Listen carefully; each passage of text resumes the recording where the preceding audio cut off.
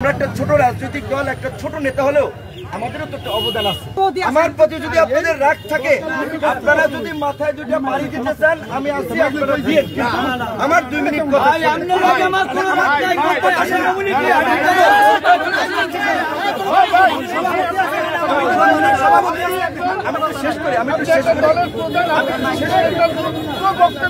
সাংগঠনিক বক্তব্য দেবেন আমরা। রাইট রাইট, এইটাই আওয়ামী লীগের লোক দিয়ে কোনো আপনার বাড়ি এখানে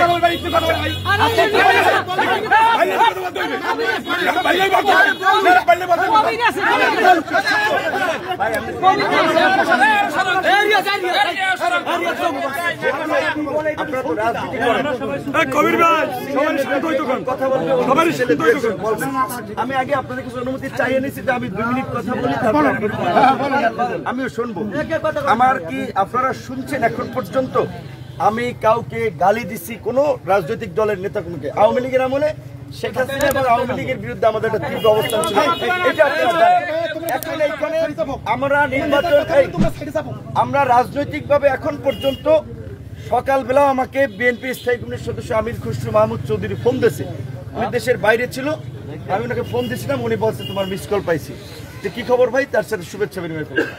আমাদের এই মুহূর্তে গণ অধিকার বা আমার ব্যক্তিগতভাবে আমাদের সাথে বিএনপির সাথে আমাদের রাজনৈতিক সবচেয়ে সুসম্পর্ক। ঢাকার প্রোগ্রামে দেখেন না, বিএনপির স্থায়ী কমিটির সদস্য থেকে সিনিয়র সমস্ত নেতারা থাকে। একমাত্র এই নির্বাচনে বিএনপির ডিসেম্বরে নির্বাচনে একটা জোরাল অবস্থান।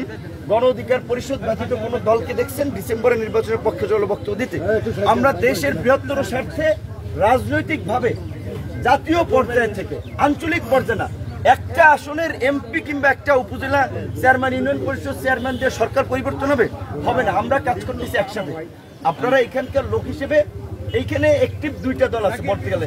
বিএনপি তো ঐতিহ্যগতভাবে একটা পুরানো দল, আর এখন গণ অধিকার পরিষদ সেটা আপনাদের মতো অত শক্তিশালী না, অত বেশি না, ছোট পরিসরে। তাহলে আপনারা যদি এরকম একটা দলকে, আপনাদের মিত্র সংগঠন, তাদের সাথে যদি আপনাদের সম্পর্ক ভালো না থাকে, মানুষ তো জাতীয় পর্যায়ে পত্রপত্রিকা যখন নিউজ হয় তখন তো মানুষরা বলবে যে দেখেন এই গণ অধিকার বা বিপিনুররা বিএনপির মিত্র, তাদের এলাকায় অবরুদ্ধ করে তাদের বিরুদ্ধে স্লোগান দিতে, এই বিএনপি ক্ষমতা আসলে কি করবে?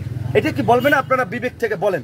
তাহলে আমি তো এইখানে আসছি, আপনাদেরকে হাত জায়গায় গেছি, আমি ওইখানে 2 মিনিট কথা বলছি। এইটাই যে যারা এলাকার জন্য কাজ করবে, রাজনীতি করবে, নেতা হবে, তারা মানুষের কল্যাণের জন্য কাজ করবে, শান্তি সম্প্রীতির কথা বলবে।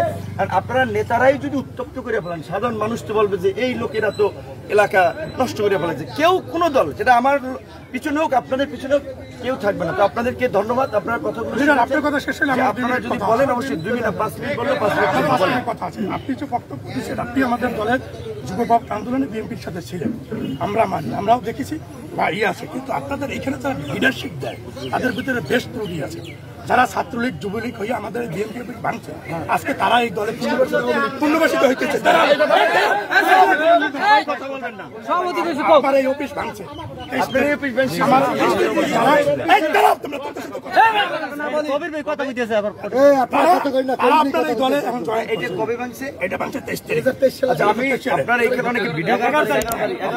পুলিশ ভাই আছে, আপনি কি এসআই? আপনার এই ছবি এবং ভিডিও দেবেন, আমরা দল থেকে বহিষ্কার করে তারে আমরা